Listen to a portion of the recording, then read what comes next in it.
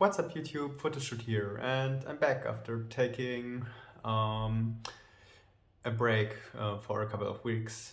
I was a bit more active on the Tankplant Town YouTube channel, but unfortunately I didn't have the time to do anything here.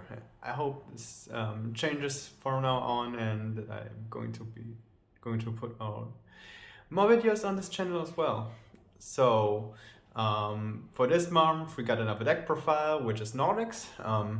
Nordic's is kind of an interesting deck in terms of the level 8 synchro spam, because I think it's very similar to the scrap deck, but kind of more of a flip control like deck with slow cards like Mega Hamster or the Tengen Yostra, for example.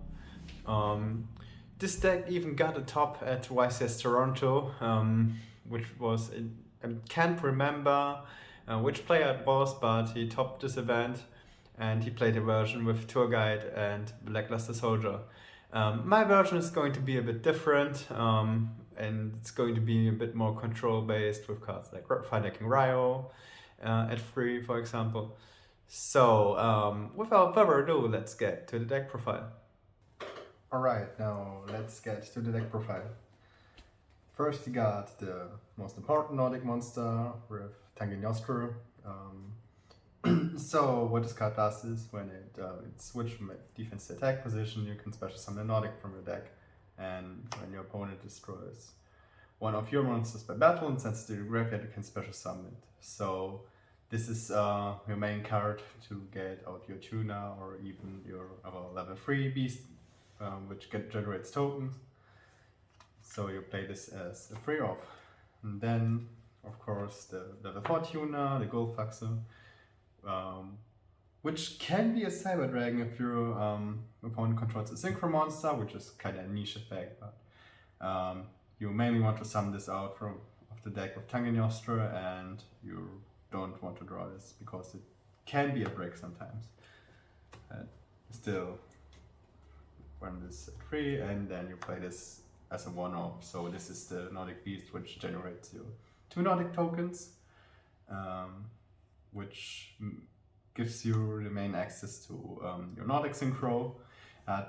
The main focus is actually the spamming level 8 synchros, but it's still kind of nice to have because 4 can still be kind of annoying to deal with, especially if you have an effect beta or other protection cards in your hand. Then you play 3 Thunder Kings, best card of this format. This is kind of a slow control deck, even if this card is not that optimal with your Gleipnirs. It's still a card you have to run as a free off. And of course the Ribbon Tangus. So this is mainly a beast deck.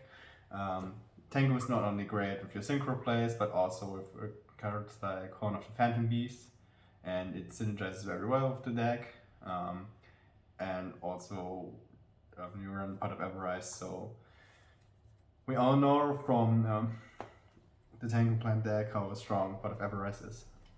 And a card which is kind of more popular in Edison, because not Edison, all the decks are way slower, I would say, and are less complete. So you're in a lot of Edison decks, you see super nimble Mega Hamsters with Raikos. This card does not only sums out the Raikou, but also gets out Tengen Yostra. So you want to have access to Tengen Yostra as fast as possible, so you can snowball with the effect. So that's why you run the double hamster. And of course, one of Raikou. Milling Reborn Tangus with this is kind of awkward, and you don't have that much use for the mill in this deck, besides maybe pulling your graveyard Pot of Everrise.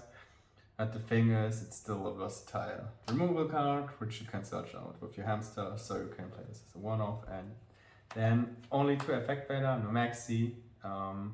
The problem with maxi in this deck is that you, a lot of times,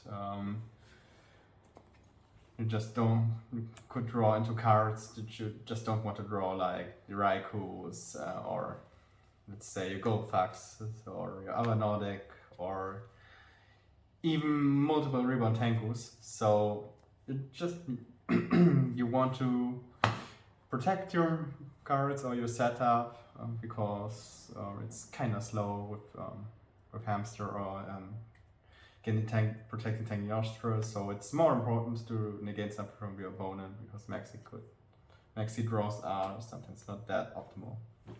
Then 2 copies of Mystical Space Typhoon. And then Heavy Storm, Porter Everrides, which is insane in this deck, Book of Moon, Monster Reborn, Dark Hole, Mind Control, and Forbidden Lands. The random Forbidden Lands seems weird, but I will explain this later. And first we got the traps. We got Flick Leibnier, which is kinda a Rhoda for this deck. It searches the every Nordic monster. And what you can do with this card is, let's say your opponent's about to attack over one of your monsters. You have the set, so you could flip this, search out the Tangan Yostra. Now you got this in your hand. Your monster gets destroyed and gets immediately special summon this. So normally this being a trap is probably could be a downside, but especially if your synergy with Tangan Yostra, it's quite good.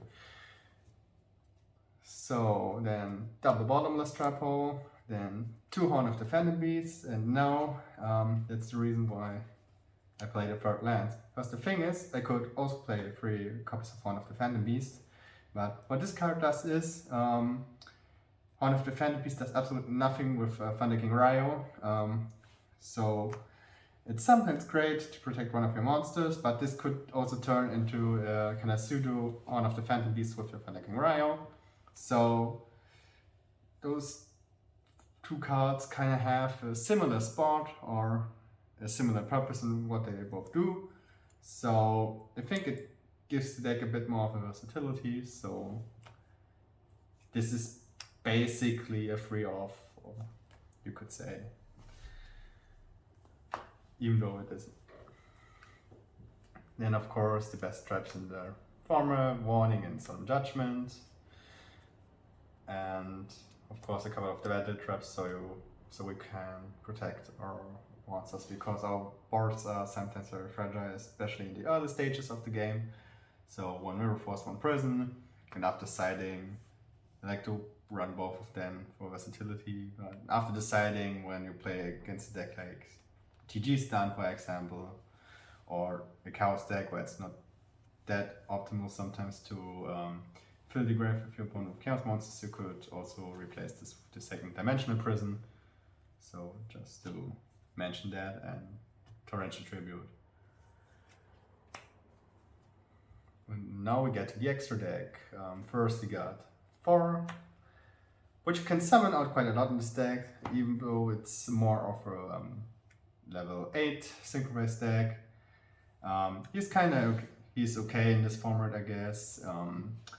Pretty strong if you have the effect Veiler in your hand, because this cards like Orient Dragon or Blackluster Soldier deal with this card very easily. So you have to be careful of those cases, because he's quite of an investment. So if he gets that buff, it's kind of neck for you. Then we got Trishula, which is another great reason why to run Raikou.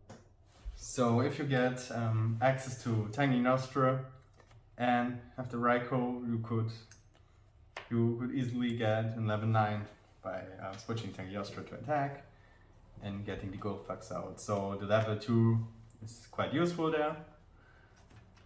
So that's why we can run the Trishula. And it's kind of obvious this card is probably the best synchro of this format, besides Scrap Dragon maybe, or Black Rose. Then we got double Scrap Dragon. As I said, this deck is more level 8 synchro based, so this is probably the best 8 of the format, at least, even if it's not the best synchro, but you could argue for or against that. And you get the 2nd one out quite easily, and it's best removal besides Trishula, you could have in your extra deck and the best removal for your level 8s. You can summon out of the extra. Then, of course, Stardust, Fort Ruler, and Colossal, which is okay, but it's... I think the September 2011 format is probably the last format where this card is just kind of playable, at least until we give it to the Dragon Ruler format. And it's probably the at least some level 8 synchro out of this deck. And of course Ancient Sacred Wyvern, because Goldfox is a light tuner, so we get access to this, which is kind of great because the deck is normally very slow and grindy, but thanks to this we are able to make a big push, or even OTK from out of nowhere. And then of course Black Rose, which is obvious. One Bryanek, we don't have that much access to level 6 synchros, so Bryanek, we just play this when we get a Mind Control or Reborn target. For 5 we play one Catasta, one Hyper Librarian, and for the 4s, Utopia and Roach, which we can protect quite a lot, and one level 3, which is kind of niche like the Bryanek play as well, but if we get out a level 3, we want the attack, and we don't have any use for Leviar in this deck, so we play the Leviathan Dragon. So this was the Nordic deck profile for the September 2011 format, and it was actually the September deck profile. So if you liked the video, make sure to subscribe, and until then, see you soon. Bye.